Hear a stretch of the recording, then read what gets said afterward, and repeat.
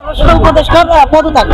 তো এই যে নিষ্ক্রিয় প্রশাসন ব্যবস্থা, বিচারহীনতা, বিচারের দীর্ঘসূত্রিতা, এইসব নানা ধরনের ধর্ষণ, যাতে ধর্ষণের বিরুদ্ধে নানা ধরনের কর্মসূচি নিয়ে আমরা একটা পদযাত্রা করছিলাম মিছিল করতে করতে। তো আমাদের যে সুপারিশগুলো ছিল 9 দফা, সেটা আমরা পেশ করতে যাচ্ছিলাম। তো এখানে আসার পর আপনারা দেখতে পাচ্ছেন যে আমরা নিপীড়নের বিরুদ্ধে স্মারকলিপি দিতে যেও নিপীড়নের শিকার হলাম।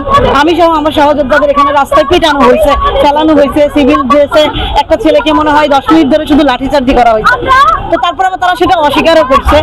তো আমরা এখন চাচ্ছি যে আমাদের যে এখন আবার তারা এটাও বলতেছে যে আপনারা যান, আপনাদের প্রতিনিধি দল, আপনারা যাইতে পারেন। তাহলে আমরা যদি যাইতেই পারি তাহলে প্রথমেই কেন লাঠিচার্জ করা হবে?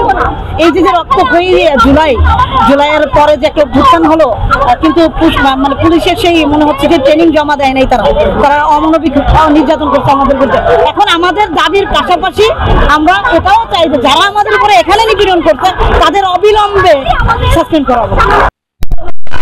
এখানে মিডিয়া ছিল, আপনি কিভাবে অস্বীকার করেন?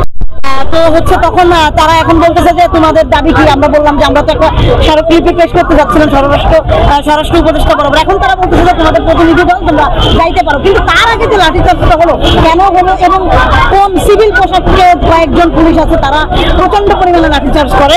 তো আমরা চাচ্ছি এখন যে আমরা তো যাবোই, সেটা তো আমাদের পূর্ব নির্ধারিত কর্মসূচি, কিন্তু তার বাইরে এখানে যে নির্যাতনটা হলো, নিপীড়নটা হলো, নিপীড়নের বিরুদ্ধে যেতে যেয়ে আবার নিপীড়নের শিকার হলাম। এবং যারা এই নিপীড়নের সাথে জড়িত তাদেরকে অবিলম্বে তদন্ত করে বের করে এখানেই সাসপেন্ড করা, এটাও আমাদের একটা দাবি।